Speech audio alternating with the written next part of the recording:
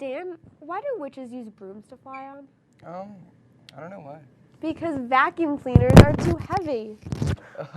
Good morning and welcome to NHSN. The Halloween edition. I'm Dan DeVev. And I'm Michelle Block.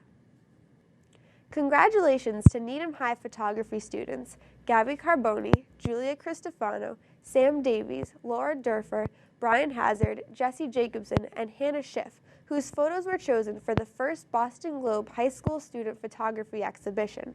Their work, which was submitted by their photography teachers, will be on display in the State Transportation Building for the next few weeks. That's quite a Kodak moment, huh, Dan? Yes, it is. And now to special interest. Thanks, guys. Now today, what we're doing for Halloween, Ted and I, what we got is we're talking... I'm here because Noah is not that funny, so... It's true. Now, what we're doing is we're going around and we're looking to see what people know about stories they've heard, for Halloween. Yeah. There's a lot of urban myths, urban legends. Sometimes suburban myths and legends. Suburban myths surrounding Halloween at the high school. There are plenty of them. So we're here to investigate. Let's do this. Let's do it. Well, let's make this brief. Back in 1968, there was a serial killing. I kept seeing things everywhere. I heard there was a ghost in the library. I hear it's a great time. What are you talking about? And supposedly, their souls still remain in the bathrooms where they were murdered. I think I've smelled their souls. I see him sometimes. I talk to him sometimes. We're cool, you know what I mean? He's a cool guy? Yeah.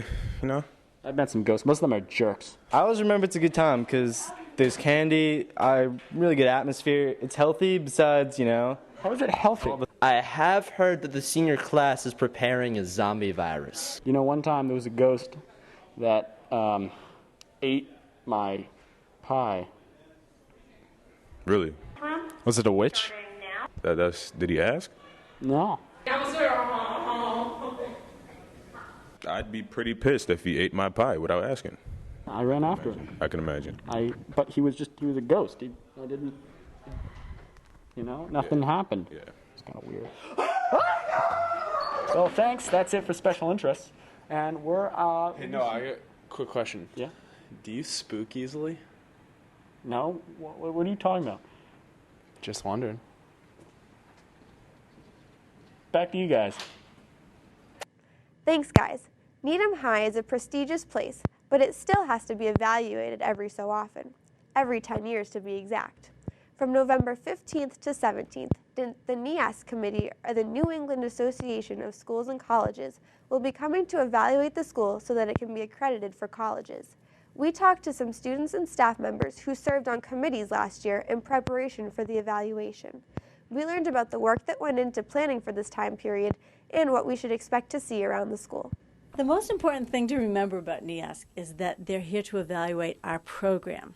They're not evaluating individual teachers. They're not evaluating students. So they're looking at the program. We started the self-study in the fall of 2007, actually.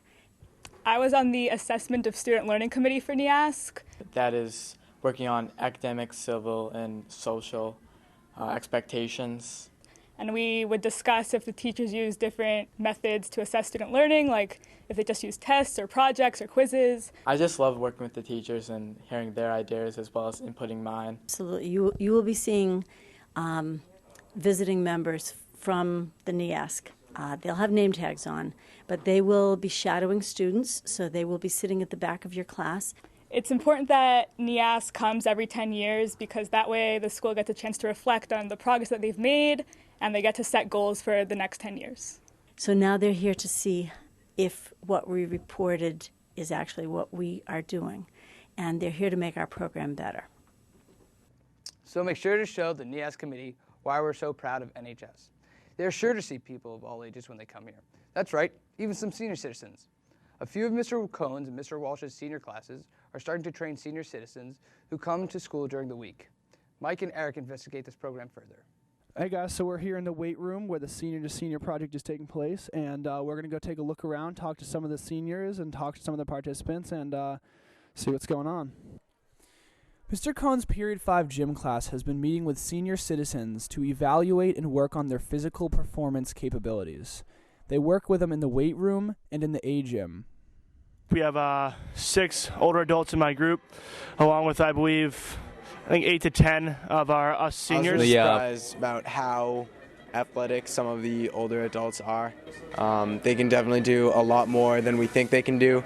And they have some of the same concerns that we do, like obviously staying in shape. I've enjoyed this whole process. Mainly just getting to interact with them is the most fun, and getting to hear their stories, and we're learning from them, they're learning from us, and it's just a really interactive process, and it's fun to see what they have to say, and they want to hear what we have to say.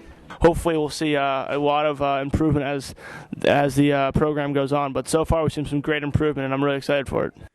Looks like Mr. Cohn's class has worked very hard to put together a program with some great people. I think before we go back to you guys, though, Eric Feldman has one thing to say about this segment. I mean, pretty much this is probably going to be one of the best segments ever on NHSN. And now, back to you. Mr. Smoker, you will be leaving Needham High School to become the assistant principal at Pembroke High School this year. Was it a tough decision? Yeah, Dan, it was a tough decision. This is something I've been working towards for a while, and Needham's been a great place for me, and I'm really going to miss the kids. Have you wanted to become an administrator for a while now? Well, it was something I was interested in, and I took a course a few years ago, and part of that course was an internship where I was able to spend most of my days doing it here with Dr. Callan and Mr. Richards. And, I wasn't too sure before then that it was something I wanted to do, but after that internship, I realized that it was something I could enjoy and even be good at. All right, Dan, I think we got time for one more joke. This might be the best one yet. What does a ghost eat for lunch? I don't know, what? A bologna sandwich. It looks like that's all the time we have for this week. Have a happy Halloween, take care of those pearly white teeth, and see you next week.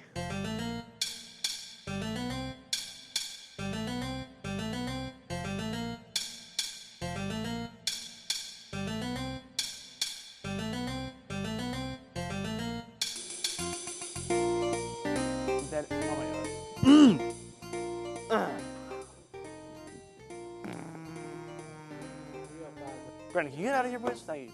You're destroying the vibe. Oh!